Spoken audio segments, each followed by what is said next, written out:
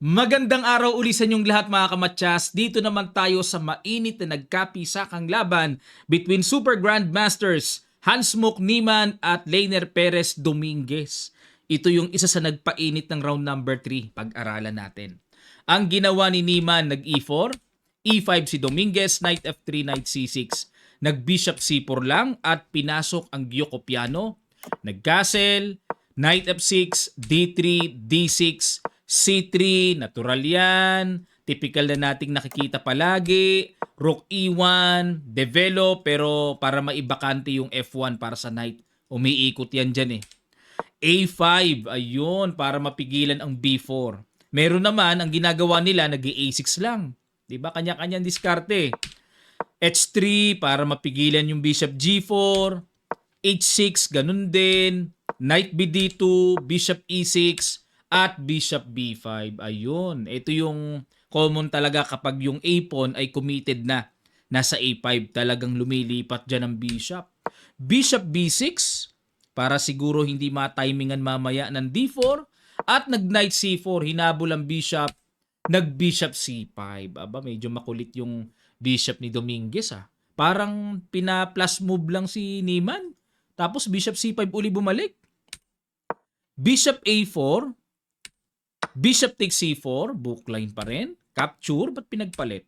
Knight H5, ayun. At yan ang novelty mga kamatsas dahil sa old line, Knight H7 ang ginawa.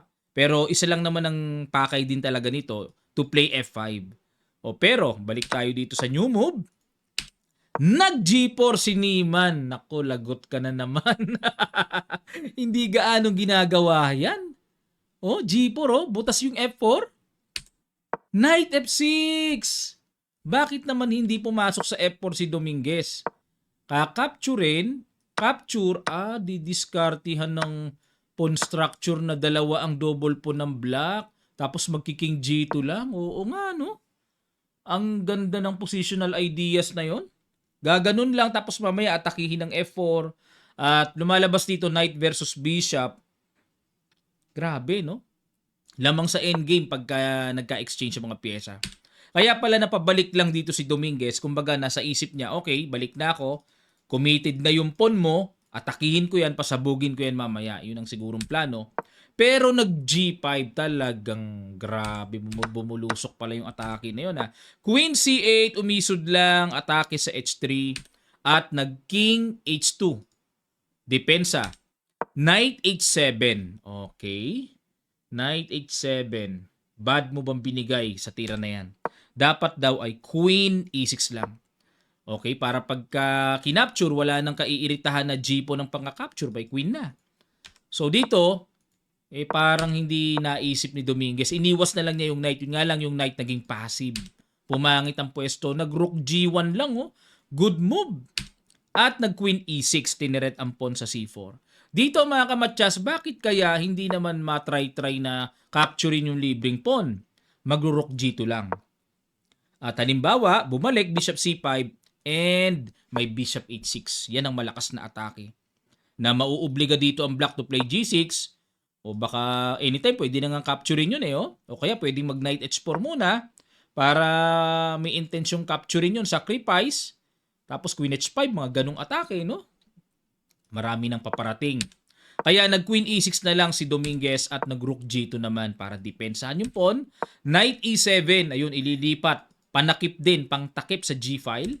At nag-Bishop D2, Knight G6, Queen E2.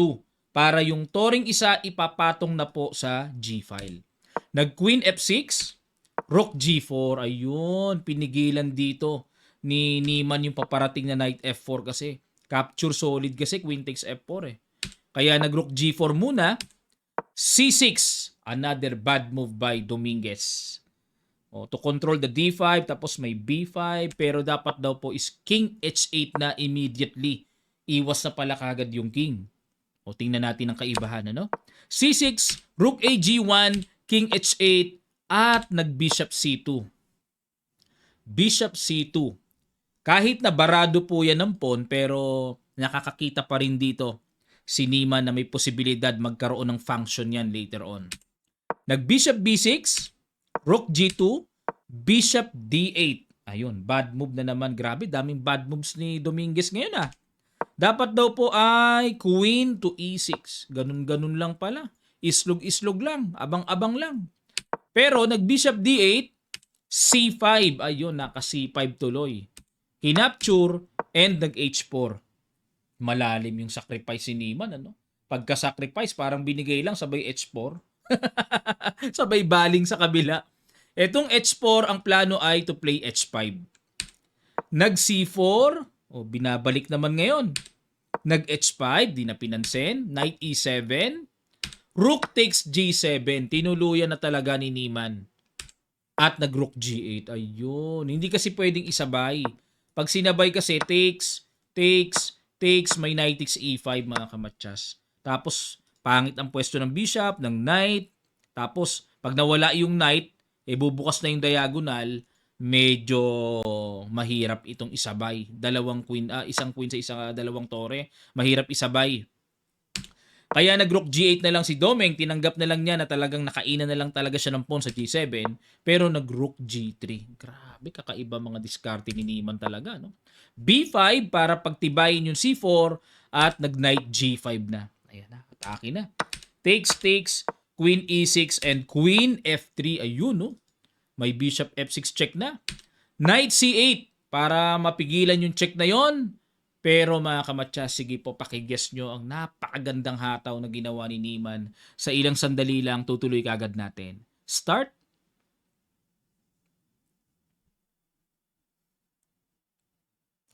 Maraming salamat po. Congrats sa inyong nakita. Bishop F6 check. Kinapture, ayun no, bagsak yung tore. Oh. King H7 at dito, brilliant move talagang nilagyan na ng dalawang exclamation point ni Stockfish Computer Engine. Puzzle number 2 po tayo. Pakiguess nyo. Sa ilang sandali lang, tutuloy agad natin. Start.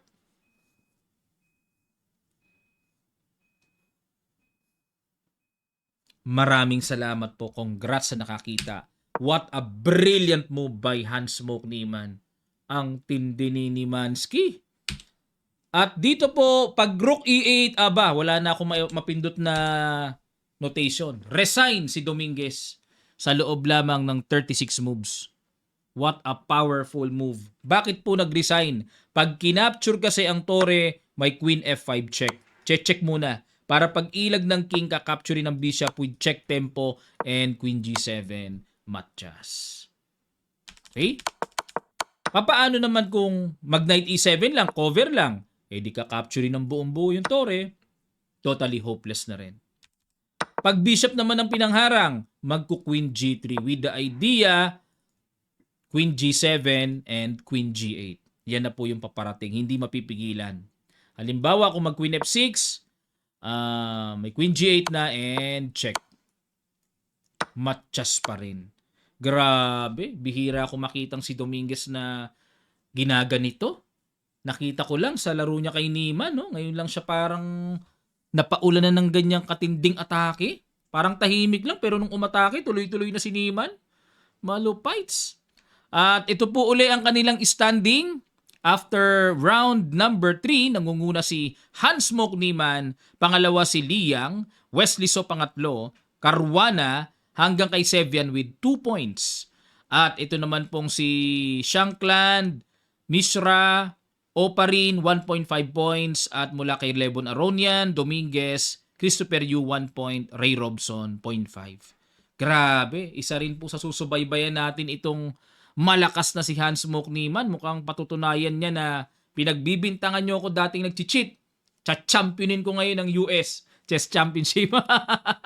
Isang malaki pong pagyanig yan sa mga bashers ni Niman pag nagkataon. Okay, pero abangan natin, ano?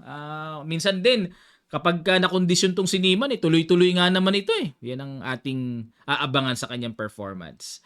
Maraming salamat po mga kamatsas at muli po sa mga nagnanais na makapasok or mag-training sa ating second batch group online. Ang details po ay nasa comment section below. Click nyo lang po para kayo ay makapag-register na. Maraming salamat. Magkita-kita pa tayo sa mga susunod pang chess updates.